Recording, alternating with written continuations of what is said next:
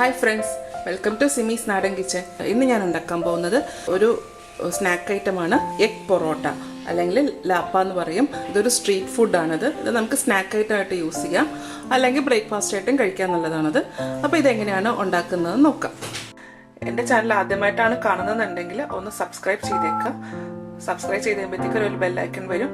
ആ ബെല്ലൈക്കണിൽ കൂടെ ക്ലിക്ക് ചെയ്യാന്നുണ്ടെങ്കിൽ ഞാൻ അപ്ലോഡ് ചെയ്യുന്ന വീഡിയോ നിങ്ങൾക്ക് അപ്പം തന്നെ കിട്ടും. അരക്കപ്പ് മൈദ, കുറച്ച് വെള്ളം, ഉപ്പ്, ഇത്ര സാധനങ്ങളാണ് നമുക്ക് ഡോ ഉണ്ടാക്കാൻ വേണ്ടിയത്.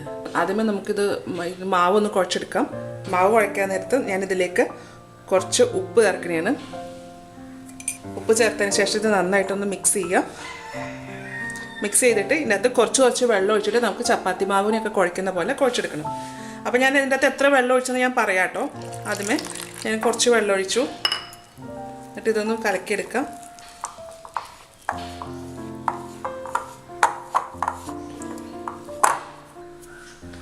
ഇപ്പം ഞാനിവിടെ മാവ് കുഴച്ച് വെച്ചിട്ടുണ്ട്. ഇതിൻ്റെ അകത്ത് ഞാൻ ചേർത്തേക്കുന്നത് അരക്കപ്പ് പൊടിക്ക് 1/4 കപ്പ് വെള്ളമാട്ടോ ചേർത്തിട്ട് ഞാൻ ഇത് കുഴച്ചെടുത്തേക്കണത്. ഇനി ഇതിപ്പോൾ കുറച്ച് സമയം ഒന്ന് മാറ്റി വെക്കാം. അന്നേരത്തേക്ക് നമുക്കിതിന് ഫില്ലിങ്ങിന് വേണ്ടിയിട്ടുള്ള സാധനങ്ങൾ ഉണ്ടാക്കാം. അത്രയും നേരം മാറ്റി വെച്ചാൽ മതി. ഇനി ഇത് ഫില്ല് ചെയ്യാൻ വേണ്ട സാധനങ്ങൾ എന്തൊക്കെയാണെന്ന് നോക്കാം. അതിന് ഞാൻ 2 മുട്ടയാണ് എടുത്തേക്കണത്, കുറച്ച് സവാള, ഒരു പച്ചമുളക്, പിന്നെ ഉപ്പ്. ഞാൻ ആദ്യമേ ഈ മുട്ട ഒരു പാത്രത്തിലേക്ക് പൊട്ടിച്ചൊഴിക്കുക.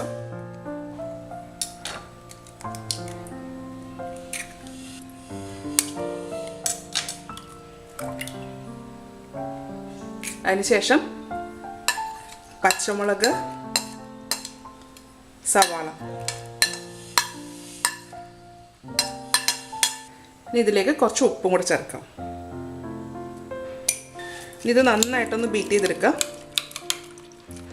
ഉപ്പ് എല്ലായിടത്തും നന്നായിട്ട് ചേരണം. അപ്പോൾ മുട്ട നന്നായിട്ട് അടിച്ചെടുത്തിട്ടുണ്ട്. ഇത് മാറ്റി വെക്കാം. ഇനി ഈ മാവൊന്ന് നമുക്ക് പരത്തിയെടുക്കണം, കുഞ്ഞു ബോൾസ് ആക്കിയിട്ട്. അപ്പോൾ അങ്ങനെ ഒന്ന് പരത്തിയെടുക്കാം.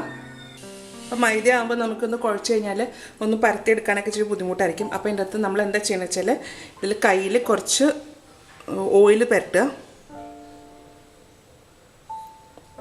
ഇതുപോലെ കയ്യിൽ ഓയിൽ എടുത്തതിന് ശേഷം ഈ മാവ് എടുക്കാം.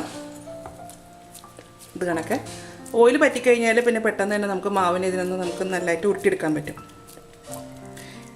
അപ്പോൾ ഞാനിത് ഇതുപോലെ ഒരു വലുപ്പത്തിൽ ഉണ്ട എടുത്തിട്ടുണ്ട്.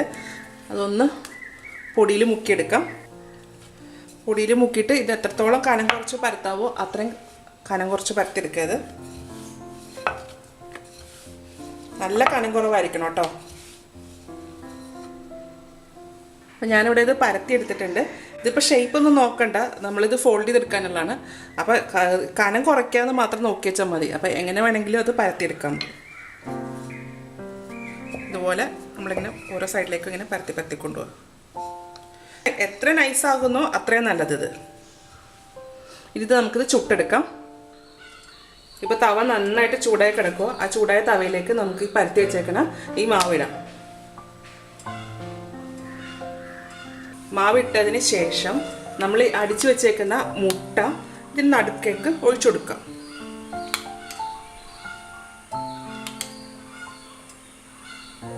അതിന് ശേഷം ഇത് 4ആയിട്ടൊന്ന് ഫോൾഡ് ചെയ്യാം.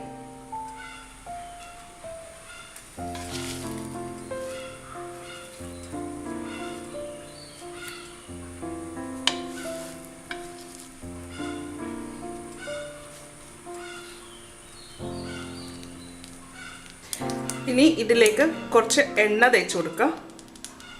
ഇതിൻ്റെ പുറത്തേക്ക് ഇച്ചിരി എണ്ണ തൂത്ത് കൊടുക്കാം. ഇനി ഇത് ചെറിയ തീയിലിട്ടിട്ട് വേണം കേട്ടോ ഇതിന് വേവിച്ചെടുക്കാൻ വേണ്ടിയിട്ട്. ഇതൊന്ന് മറിച്ചിടാം.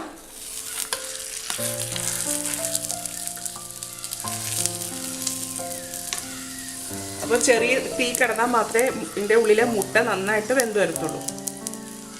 ഇവിടെ കൂടെ എണ്ണ തേച്ച് കൊടുക്കാം. അപ്പോൾ ഫ്ലെയിം നല്ല ലോ ആക്കി വെക്കുക. ഇനി ഇതിങ്ങനെ കുറച്ച് സമയം ഇങ്ങനെ കിടക്കട്ടെ കേട്ടോ. ഏകദേശം ഒരു 2 മിനിറ്റ് നേരത്തോളം ഇങ്ങനെ വെക്കണം. എന്നാൽ മാത്രമേ ഇത് നന്നായിട്ട് വെന്ത് വരത്തുള്ളൂ. അപ്പോൾ തിരിച്ചും മറിച്ച് ഇടയ്ക്ക് ഇങ്ങനെ അങ്ങോട്ടും ഇങ്ങോട്ടും ആക്കി കൊടുക്കുക. ഇതിപ്പോൾ ഒരു 2 മിനിറ്റ് ആയിട്ടുണ്ട്. ഇതിപ്പോൾ നന്നായിട്ട് ഉള്ളൊക്കെ നന്നായിട്ട് മൂത്തിട്ടുണ്ട്. ഇതിൻ്റെ ഉള്ള മുട്ടയൊക്കെ നന്നായിട്ട് വെന്തിട്ടുണ്ട്. ഇനി ഇത് നമുക്ക് സെർവിങ് പ്ലേറ്റിലേക്ക് മാറ്റാം.